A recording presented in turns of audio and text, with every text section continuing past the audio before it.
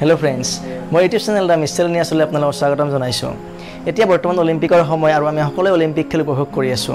আৰু এইবাৰ আমাৰ কাৰণে অত্যন্ত সুখৰ বতৰা যে আমাৰ অসমৰ লাভলিনা বৰগোহাঁয়ে বক্সিঙত আগবাঢ়ি আছে আৰু হয়তো পদক অতি সোনকালে জিকি আনিব বুলি আমাৰ বিশ্বাস। আৰু ইতিমধ্যে মণিপুৰৰ মীৰাবাই চানুৱে পদক জিকিছে, গতিকে অত্যন্ত সুখৰ কথা। কিন্তু এইবাৰ অলিম্পিকত আমাৰ এটি বৰ আচৰিত কথা যে বিশ্বৰ আটাইতকৈ ডাঙৰ দেশ যিখন ৰুছিয়াৰ নাম এইবাৰ অলিম্পিকৰ পদক তালিকাত আমি দেখা পোৱা নাই।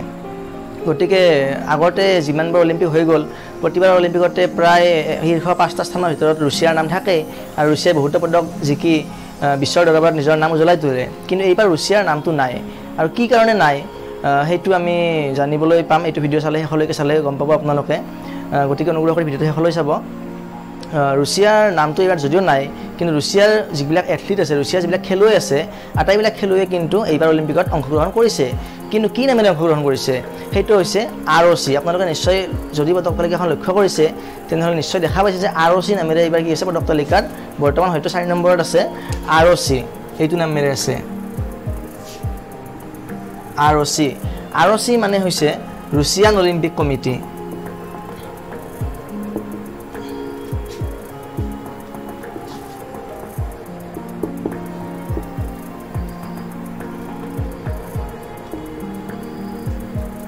ৰুছিয়ান অলিম্পিক কমিটি, গতিকে ROC নামেৰে তেওঁলোকে অংশগ্ৰহণ কৰিছে। কিন্তু ৰুছিয়াই নিজৰ নাম ব্যৱহাৰ কিয় কৰিব পৰা নাই?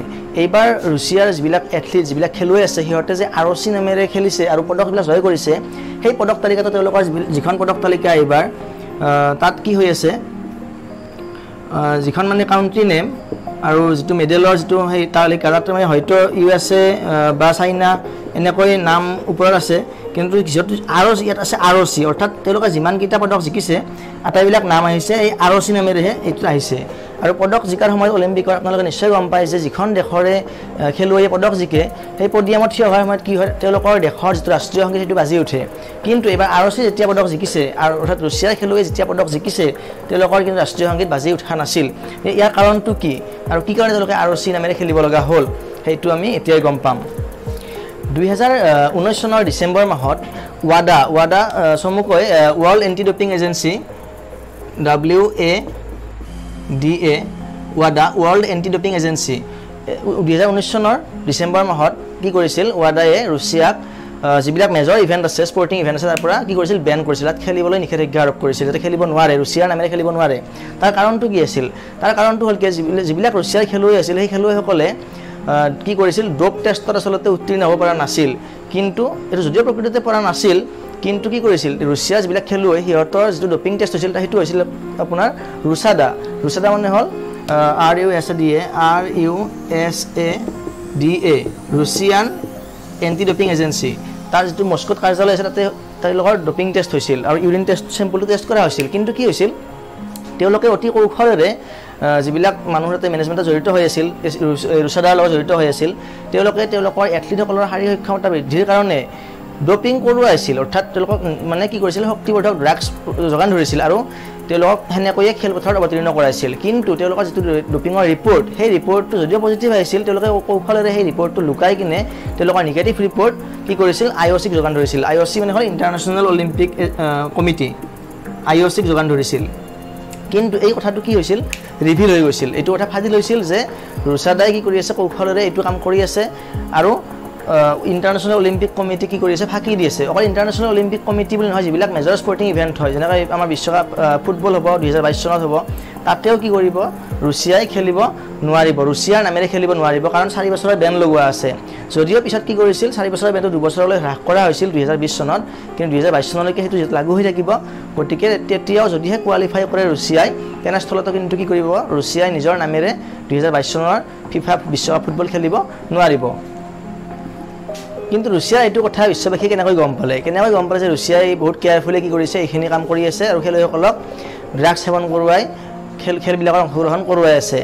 এইটো গম পাইছিল ৰুছিয়াৰ ভিতৰৰ পৰাই। অৰ্থাৎ ৰুছিয়াৰ এগৰাকী খেলুৱৈ আছিল, তেওঁ আছিল 800 মিটাৰ ৰানাৰ আছিল, দৌৰবিদ আছিল 800 মিটাৰৰ। তেওঁৰ নাম আছিল জুলিয়া ষ্টেপানোভা। তেওঁ আছিল দৌৰবিদ আৰু তেওঁৰ হাজবেণ্ড, তেওঁৰ নাম আছিল ভিটালি। এতিয়া এই মানুহজন এও আছিল ৰুছাডা মানে ৰুছিয়ান এণ্টি ডপিং এজেঞ্চিৰ এজন মুখ্য বিষয়া।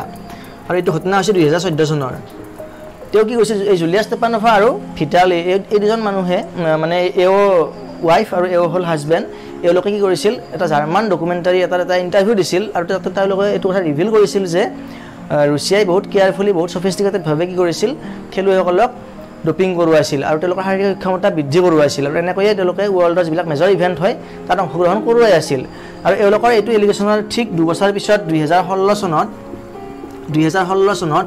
ৰুছাদাৰ যিজন হেড আছিল তেওঁৰ নাম আছিল গ্ৰিগৰি ৰডচেনকভ তেওঁ এইটো কথা নিজে কৈছিল যে ৰুছিয়াত এনেকুৱা এটা স্কেম হৈ আছে য'ত খেলুৱৈসকলৰ যিটো ইউৰিন লোৱা হয় ডপিং টেষ্টৰ কাৰণে সেই ইউৰিন চেম্পলটো সলনি কৰি বেলেগ চেম্পল টেষ্ট কৰাই কিনে খেলুৱৈসকলক ক্লিন চিট দিয়া হয় আৰু তেনেকৈ তেওঁলোকক অলিম্পিকত হওক বা মেজৰ ইভেন্ট স্পৰ্টিং ইভেন্টবিলাকৰ অংশগ্ৰহণ কৰোৱা হয় আৰু যাৰ ফলত তেওঁলোকৰ খেলুৱৈসকলৰ প্ৰদৰ্শনটো বৰ সন্তোষজনক আছিল কাৰণ তেওঁলোকৰ শাৰীৰিক ক্ষমতা বৃদ্ধি হৈ গৈছিল কিন্তু এইটো কথা গম পোৱাৰ লগে লগে ৱাডা IOC আৰু যিবিলাক ৱৰ্ল্ড স্পৰ্টিং ফেডাৰেশ্যন আছে সকলো সক্ৰিয় হৈ পৰিছিল আৰু সকলোবিলাকে এইটো ঘটনা তদন্ত কৰিছিল তদন্ত কৰাৰ পিছত ৰুছিয়াৰ কথাটো ফাদিল হৈছিল আৰু কথাটো সত্য প্ৰমাণিত হৈছিল সত্য প্ৰমাণিত হোৱাৰ পিছত 2020 চনত 19 চনৰ ডিসেম্বৰতে ৰুছিয়াৰ পৰা 4 বছৰৰ বেন লাগিছিল কিন্তু 4 বছৰৰ যেতিয়া বেন নিষেধাজ্ঞা লাগিছিল যে তেওঁলোকে কোনো ধৰণৰ খেলত অংশগ্ৰহণ কৰিব নোৱাৰিব কিন্তু সেই বেনত কি হয় 2020 চনত পুনৰ আৰু বিচাৰ কৰা হয় আৰু ৱৰ্ল্ড বিশ্বৰ মানে যিখন খেল আদালত আছে তেওঁলোকে সেই বেনটো 2 বছৰলৈ হ্ৰাস কৰে আৰু তেওঁলোকে কয় যে এই 2 বছৰলৈকে ৰুছিয়াই নিজৰ নামেৰে কোনো ধৰণৰ ৱৰ্ল্ড মেজৰ স্পৰ্টিং ইভেন্টত অংশগ্ৰহণ কৰিব নোৱাৰিব তেওঁলোকে ৰুছিয়াৰ নামেৰে অংশগ্ৰহণ কৰিব নোৱাৰিব অন্য কিবা নামেৰে অংশগ্ৰহণ কৰিলে সেইটো বেলেগ কথা কিন্তু তাৰ আগতে তেওঁলোকৰ পুৰা সম্পূৰ্ণ টেষ্ট কৰোৱা হ'ব আৰু সেই কাৰণে তেওঁলোকে এইবাৰ অলিম্পিকত কি কৰিব পৰা নাই ৰুছিয়াৰ নামেৰে অংশগ্ৰহণ কৰিব পৰা নাই আৰু তেওঁলোকে নাম অংশগ্ৰহণ কৰিছে ROC নামেৰে ৰুছিয়ান অলিম্পিক কমিটি কিন্তু যদিও ROC নামেৰে অংশগ্ৰহণ কৰিছে তেওঁলোকে ৰুছিয়াৰ ফ্লেগখন ব্যৱহাৰ কৰিব পৰা নাই আৰু তেওঁলোকে পদক জিকিলেও তাত ৰুছিয়াৰ নামটো নাহে আৰু তেওঁলোকৰ যিটো টি-শাৰ্ট হয় খেলত পৰিধান কৰে এই টি-শাৰ্টত তেওঁলোকৰ ৰুছিয়াৰ নামটো কোনো ক্ষেত্ৰতে থাকিব নোৱাৰে কেৱল থাকিব মাত্ৰ এব্ৰিভিয়েশ্যনটোহে অৰ্থাৎ ROC বুলিহে থাকিব আৰু এই বেনটো তেওঁলোকৰ 2022 চনৰ 16 ডিসেম্বৰ পৰ্যন্ত থাকিব তাৰ পিছত তেওঁলোকে ৰুছিয়া নামেৰে পুনৰ অংশগ্ৰহণ কৰিব পাৰিব গতিকে ইয়াৰ অৰ্থ এইটো যে ৰুছিয়া 2022 চনত যেটো আমাৰ বিশ্বকাপ ফুটবল হ'বলৈ গৈ আছে তাতো ৰুছিয়াই ROC নামেৰে অংশগ্ৰহণ কৰিব পাৰিব ROC নামেৰে নহব কাৰণ ৰুছিয়ান অলিম্পিক কমিটি হৈ গ'ল তেওঁলোকে কিবা অন্য কিবা নামেৰেহে অংশগ্ৰহণ কৰিব লাগিব কিন্তু ৰুছিয়া নামেৰে অংশগ্ৰহণ কৰিব নোৱাৰিব গতিকে এইখিনি আছিল আজি ভিডিওটোৰ মূল কথাখিনি অনুগ্ৰহ কৰি আপোনালোকে কেনেকুৱা পালে জনাব কমেন্টত জনাব আৰু যদি ভাল লাগিছে লাইক এটা কৰিব আৰু মোৰ চেনেলটো সাবস্ক্ৰাইব কৰিব ধন্যবাদ